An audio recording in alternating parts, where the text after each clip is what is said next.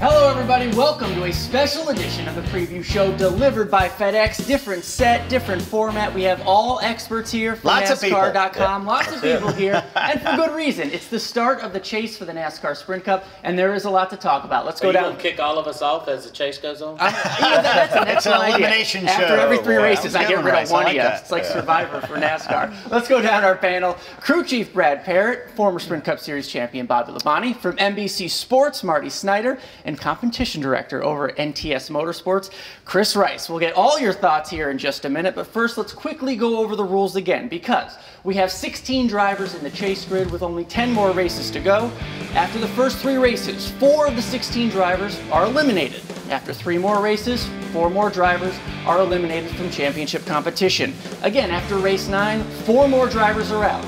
That leaves 4 drivers in contention for the championship, and Homestead Miami Speedway will do just that and determine a champion.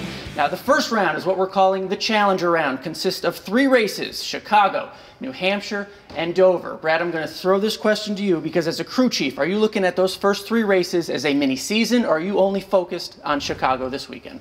Well, there's the Hendrick, the Penske's, the Gibbs. I believe it's a mini series. It's 3 races. They're going to do their best job at getting their cars prepared for the rest of the races coming up. But for those guys that haven't won races and haven't been in the chase so far this year, they've got to gain the most points they can each week to get into that next round. And it's important to point out that winning one of these first 3 races automatically advances you to the next round. All the other positions, though, will be based on points, so consistency is still important. So, Bobby, as a driver, I ask you, one bad finish can affect your chances of advancing. So, at which track worries you the most out of those 3 if you're a driver? Well, Dover might be the one I would pick. They're all pretty good tracks. There's no big factor in it like a Talladega or a Bristol type of thing. But I think Dover's probably one of those places you can still get swept up in an accident. We see that a lot there, especially off of turn 2. It could happen that could take some top cars out. But I think that would be the first one that I would see as the only track that I would see as being a real key factor in that. All right, and among the 16 teams on the chase grid, some of the drivers, they just aren't up to par with the Team Penske's and the Team Hendricks of the world. I'm talking drivers like A.J. Allmendinger, Eric Almirola. So, Marty, they have 3 chances to advance. Really, we think on consistency. Right. Do drivers like that, the 47, the 43, do they have any shot of making it to the next round? Sure. I mean, because you look at the first round, all you have to really do is finish in the top 15. You know, you look at that first round and you say, I want to average a top 15 finish. If I get a top 15 finish in these first 3 races, I can advance. If you look at Eric Almirola, he's pretty good at the 1.5 mile racetracks. They're not bad. Their program is fairly solid at those racetracks. So yeah, they can average a top 15 finish in those first 3 races and get themselves to the next round. I think for A.J. Allmendinger it's probably a little bit of a tougher challenge because they don't quite have the speed those other teams do. But yeah, I think any of those teams can advance because you never know of the guys who are technically above them in the points. If they could have a bad race, maybe they have a couple bad races, then they can advance themselves in the next round. And make no mistake about it, every driver in this championship is going after a championship. It's every driver for himself, but also every driver in this chase grid, almost every driver, has a teammate in there as well that they're racing against. So, Chris Rice, competition director, you've been in these competition meetings before. How do you tell a driver to go after a championship, but also play nice on the racetrack with your teammate? When they put their helmets on competition meetings, bosses, Hendrick, Gibbs, it doesn't matter. They're going after the one thing, and that's winning this championship. I think it's going to be tough when they strap him. I don't know, something about that throat. They strap it, get it tight. They're going to go after it. Teammate or no teammate, they're going after it. All right, we're going to open it up a little bit, because there's a lot of questions. You know, we've never been through a chase like this before. So, Brad, I want to start with you. Give me one driver after these 3 races, a surprise name, a big name, that doesn't advance. Kurt Busch, self-destruction. Self-destruction. What do you mean by that? I just don't think he's got it. He's a Busch.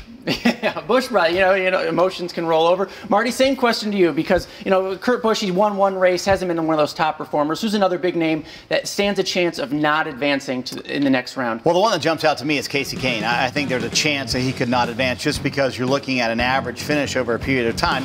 The other one to me is Greg Biffle and Carl Edwards. I just don't see the consistency nor the speed out of the Roush cars. They're going to put themselves in a position where they're going to have to make it in via a great finish or maybe a win. Richmond, they were nowhere to be found. And I just think, you know, that's a place where you would think they should be very good. Carl's always good there. They were good at Phoenix earlier this year. They just don't have it right now. Bobby, as a driver, can you afford a finish of 30th or worse in any of these 3 races?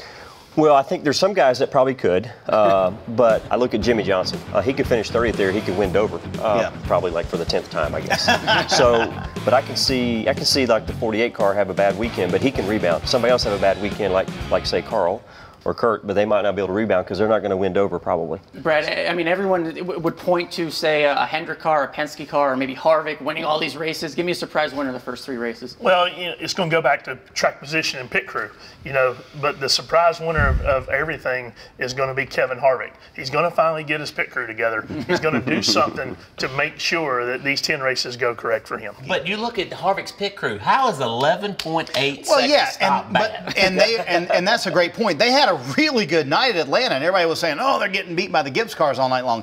They had a fantastic night on pit road. They just aren't up to the level of the 11, the 20 right now on pit road. But then again, nobody's on that level. The 11 and the 20 are the best on pit road right now by far. Nobody's talking about Kyle Busch. Why? Well, because you said he's a Bush. Yeah. Okay. They have imploded the last few weeks. Yeah, that's what's so interesting. I mean, so much on the line is that you could have an 11.8 second pit stop, but one 15-second pit stop could cost you everything. That's why, hey, we're in the playoff now, so it's time. Something we always do here on the preview show, we pick winners. At least we try to anyway. So we're going to pick the winners for this weekend's race in Chicago. Chris, we're going to start with you. Who's winning in Chicago? You got a lot of competition here. It's not just me this week. Oh, my goodness. Put me on the spot first. Thank goodness I had to send an email and you didn't text me and get your winner. But you know what? I'm picking the Budweiser Jimmy John's Chevy of Kevin Harvick. Listen, it's not going to come down to anything but pure speed. And that car has had the speed all year long. Everywhere it has went, from the road courses to the 1.5 miles to the 2-mile tracks to the short tracks. I'm going to pick him because his mind is clear. He's done with the pit crew stuff. I'm picking the 4 car. Marty, who's winning in Chicago? I agree with Rice. It's going to be about the speed, but I think he has the wrong car. I'm going to go with Jeff Gordon. I think they've had the most consistent speed for the last month and a half. I think Jeff Gordon and Alan Gustafson have something going on. I think they're going to be tough to beat for the next, not only this week, for the next 10 weeks. Bobby Labonte? I think I'll go with the 22 as far as a grounded race team right now. I won't give my end result, but I'll give my this weekend result. I do believe that that Joey will prevail this weekend and beat out the rest of them. Brad, 3 different experts, 3 different picks. You agree with any of them? Well, yeah, I was going to go with the 22, but that Shell Pennzoil Ford is unbelievable. The Roush Yates motors are unbelievable. Their power is good. They got Penske shocks. So I think they've got the program to get the job done. So if he's going to take the 22, I'm going to take the 2 then. All right, I'm going to go with that advice, especially on a rough racetrack. I like what both of you were saying. I'll go with the 22, Joey Logano. I mean, his whole chase last year was blown up because of an engine issue. He could have been a championship contender, but that one race really cost him last year in Chicago. I think he goes out and redeems himself and starts off on a nice championship run. Thank goodness somebody gave you a pick this week. Well, I had 4 experts. I had 4 experts to pick from. We're going to do this for every single round as we go on toward Homestead. So thank you guys for joining us. Yeah, it's been fun. And enjoy the chase, everybody. Chase for the NASCAR Sprint Cup starts this weekend in Chicago.